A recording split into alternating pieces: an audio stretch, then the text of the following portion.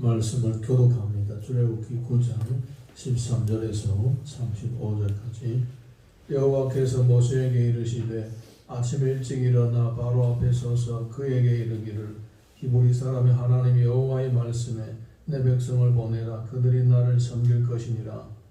내가 이번에는 모든 재앙을 너와 내 사모와 내 백성에게 내려 온 천하에 나와 같은 자가 없음을 내가 알게 하리라. 내가 손을 펴서 돌림병으로 너와 내 백성을 쳤더라면 내가 세상에서 끊어졌을 것이라. 내가 너를 세웠으면 나의 능력을 내게 보이고 내 이름이 온 천하에 전파되게 하려 하였음이니라. 내가 여전히 내 백성한테 교만하여 그들을 보내지 아니하느냐. 내일 이맘 때는 내가 무거운 우박을 내리니 애굽 나라가 세워진 그날부터 지금까지 그와 같은 일이 없었더라. 이제 사람을 보내어 내 가축과 내 들에 있는 것을 다 모으라. 사람이나 짐승이나 무릇들에 있어 집에서 돌아오지 아니하는 자들에게는 우박이 그 위에 내리리니 그들이 죽으리라 하셨다라 하시니라. 바로의 신하 중에 여호와의 말씀을 두려워하는 자들은 그 종들과 가축을 집으로 피하여 들였으나 여호와의 말씀을 마음에 두지 아니하는 사람은 그의 종들과 가축을 들에 그대로 두었더라. 여호와께서 모세에게 이르시되 나는 하늘을 향하여 손을 들어 애굽 전국의 우박이 애굽 땅의 사람과 짐승과 밭의 모든 채소에 내리게 하라. 모세가 하늘을 향하여 지팡이를 들매 여호와께서 우레소리와 우박을 보내시고 불을 내려 땅에 달리게 하시니라. 여호와께서 우박을 애굽 땅에 내리심에 우박이 내림과 불덩이가 우박이에 섞여 내림이 심히 멸하니 나라가 생긴 그때로부터 애굽 온 땅에는 그와 같은 일이 없었더라. 우박이 애굽 온 땅에서 사람과 짐승을 막론하고 밭에 있는 모든 것을 치었으며 우박이 또 밭의 모든 채소를 치고 들의 모든 나무를 꺾었으되 이스라엘 자손들이 있는 그곳 고센 땅에는 우박이 없었더라. 바로가 사람을 보내어 모세와 아론을 불러 그들에게 이르되 이번은 내가 범죄하였노라. 여호와는 의로우시고 나와 나의 백성은 악하도다. 여호와께 구하여 이 우레소리와 우박을 그만 그치게 하라. 내가 너희를 보내리니 너희가 다시는 망하지 아니하리라. 모세가 그에게 이르되 내가 성에서 나가서 곧 내 손을 여호와를 향하여 펴리니 그리하면 우레소리가 그치고 우박이 다시 있지 아니할지라. 세상이 여호와께 속한 줄을 왕이 알리이다. 그러나 왕과 왕의 신하들이 여호와 하나님을 아직도 두려워하지 아니할 줄을 내가 아나이다. 그때에 보리는 이삭이 나왔고 상은 꽃이 피었으므로 삶과 보리가 상하였으나 그러나 밀과 술은 자라지 아니하고 상하지 아니하였더라. 모세가 바로를 떠나 성에서 나가 여호와를 향하여 손을 펴매 우레소리와 우박이 그치고 비가 땅에 내리지 아니하니라. 바로가 비와 우박과 우레소리가 그친 것을 보고 다시 범죄하여 마음을 완악하게 하니 그와 그의 신하가 꼭 같더라. 다같이 바로의 마음이 완악하여 이스라엘 자손을 내보내지 아니하였으니 여호와께서 모세에게 말씀하신 것 같더라. 아멘. 옆에 계신 분들하고 서로 인사하겠습니다. 새벽에 하나님이 도우십니다. 새벽에 하나님이 도우십니다. 새벽에 하나님이 도우십니다.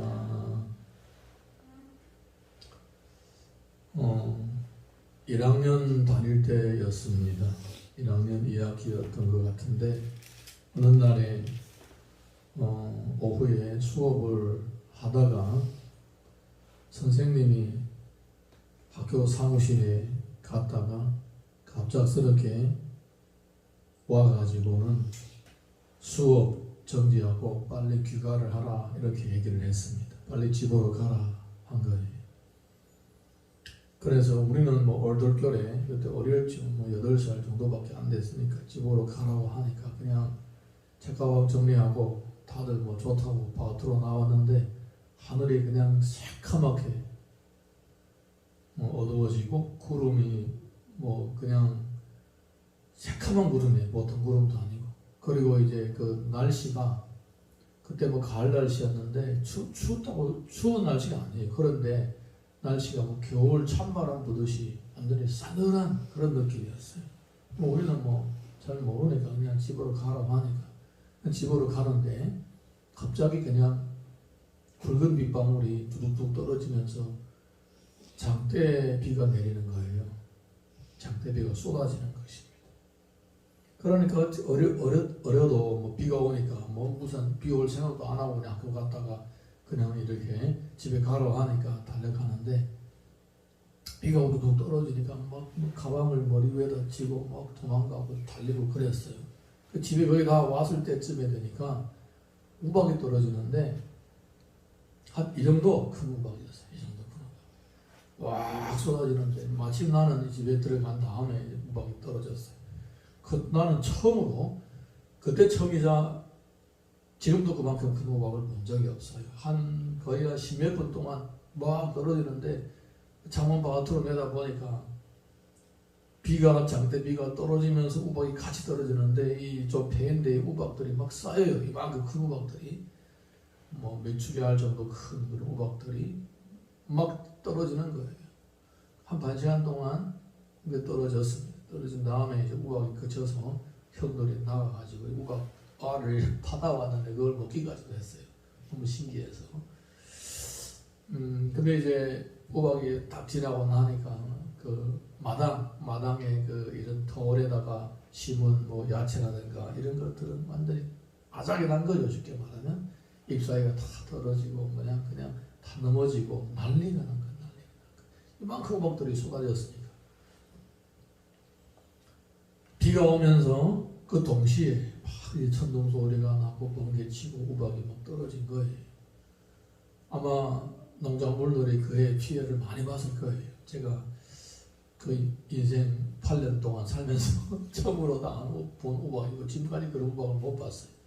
피해를 아마 많이 봤을 겁니다. 물론 그 후에도 어디에서 우박이 많이 쏟아졌다라는 얘기를 듣기는 들어도 직접 보지는 못했었습니다. 근데 이제 사람이 이 땅에서 살면서 특별히 농사를 많이 하는 곳에는 비가 와야 참 농사가 잘 됩니다.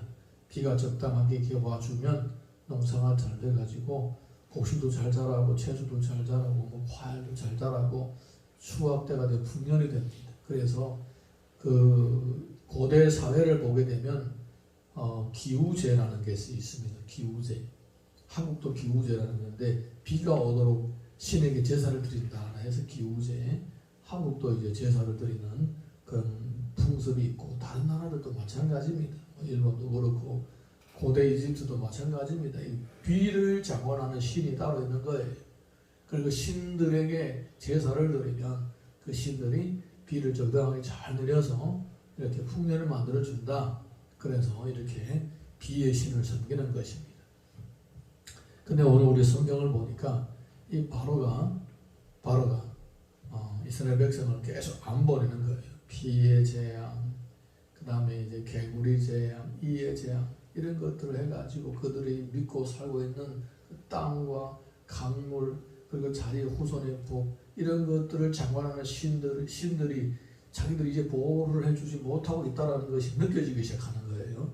그 다음에 이제 그들에게 재앙이 되는 뭐 파리 때라든가 뭐 이 짐승들이 죽는 돌림병이라든가 뭐 이런 것들이 몸의 독종이라든가 건강을 장관하는 신이라든가 이런 것들 신들에 대한 믿음이 하나하나 다 깨지는 거예요. 이런 신들이 여호와 앞에서는 도저히 쓸모가 없구나.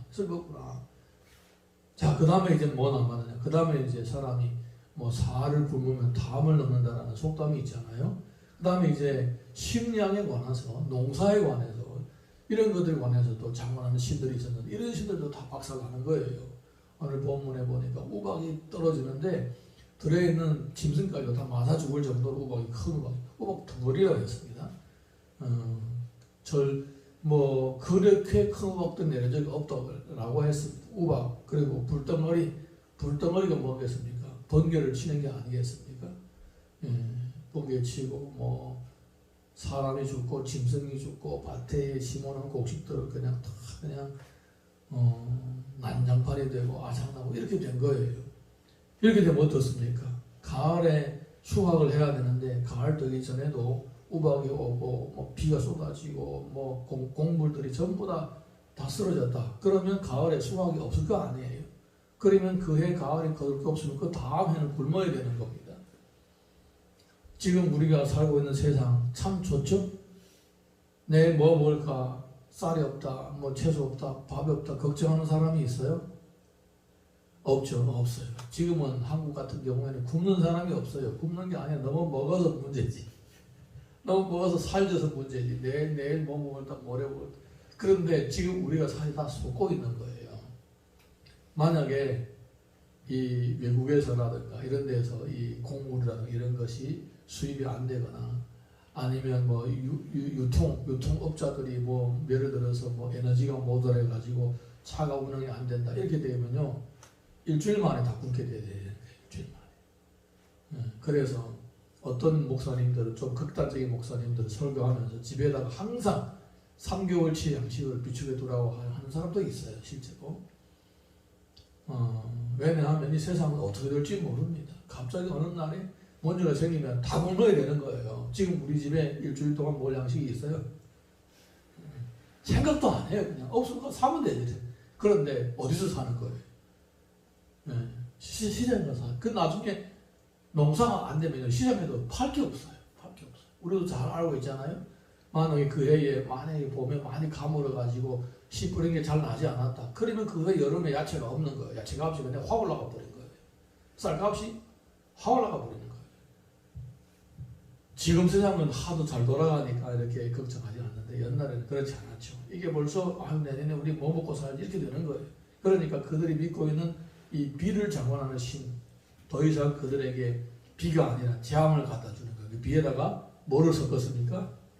우박을 섞고 불을 섞어서 때려버리는 거예요. 그러니까 야 이거 우박을 비를 장관하는 신, 농사를 잘 내게 하는 신도 이제 우리는 못 믿겠다 이렇게 되는 거예요. 그러니까 이 애굽 사람들, 애굽 왕 바로라든가 애굽의 이 국민들이라든가 그들이 믿어왔던 그 신뢰하고 있었던 존재들이 하나하나 다 이제 사라져 버리게 되는 것입니다.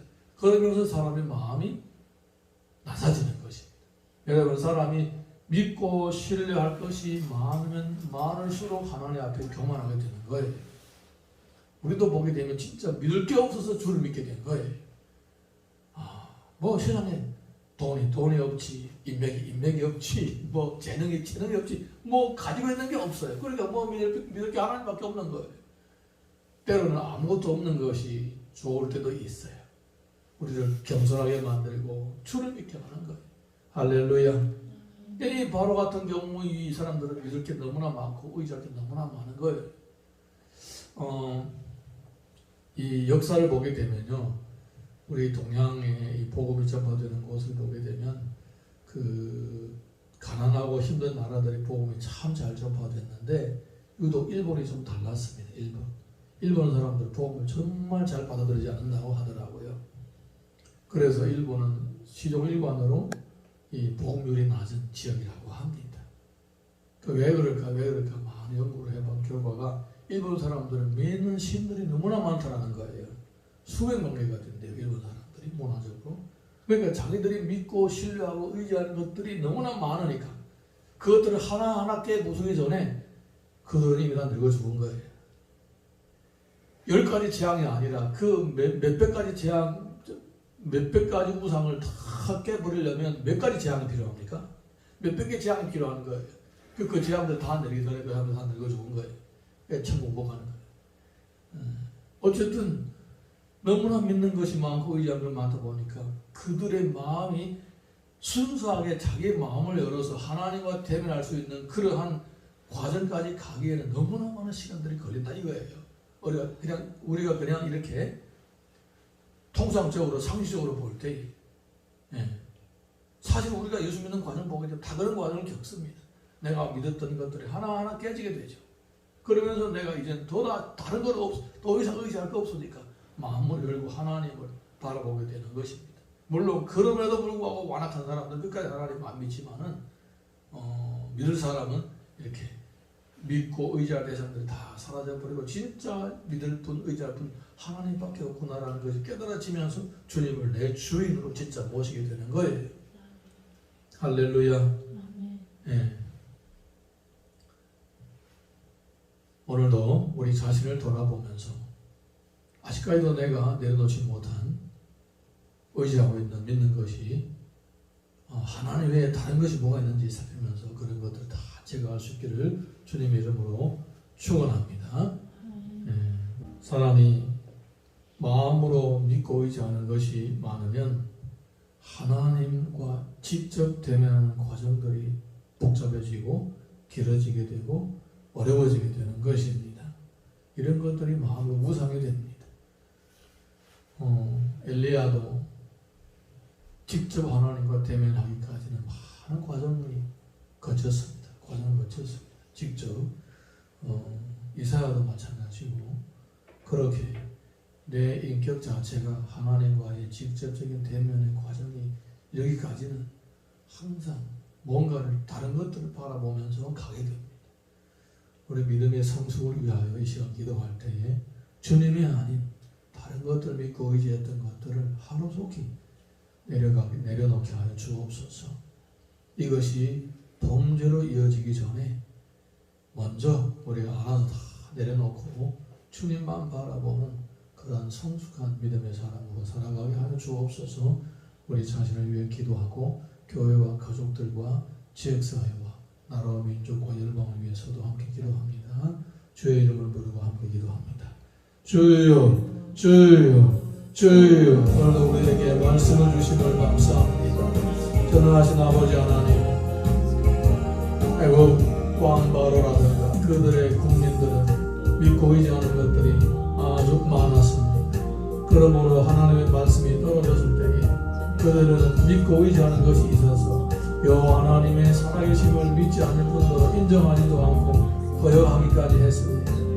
하지만 하나님의 강력한 역사하심으로 말미암아 그들이 믿고 있었던 우상들이 하나하나 다 사라질 때에 그들은 결국은 귀가 열리게 되고 마음이 열리게 되고 하나님의 말씀을 따라 행할 수밖에 없는 상황에 이르게 되옵니다. 아버지 하나님, 우리의 이 믿고 의지하는 것들이 범죄까지 되기 전에 먼저 하나님 앞에 내려놓을 수 있게 하여 주옵소서. 아버지, 주님이 아닌 다른 존재를 믿고 의지하고 있는 이런 마음과 생각, 이런 영적인 우상들을 예수님의 이름으로 다 깨부수고 오직 주만 바라볼 수 있도록 역사하여 주시옵소서. 주님과 직접 대면하는 데에 방해되는 모든 것들을 다 내려놓기를 원합니다. 우리의 믿음이 자라고 성숙하기를 원합니다. 주님 인도하여 주옵소서. 인도하여 주옵소서. 아버지 하나님, 우리 자신을 위해 기도하고 교회를 위해 기도하고 지역사회와 나라와 민족과 열방을 위해 기도합니다. 아버지 하나님께서 하늘 문을 열어주시고 응답하여 주시고 우리의 눈으로 보고 손으로 만지고 삶으로 주의 응답하심을 체험하고 증거하게 하여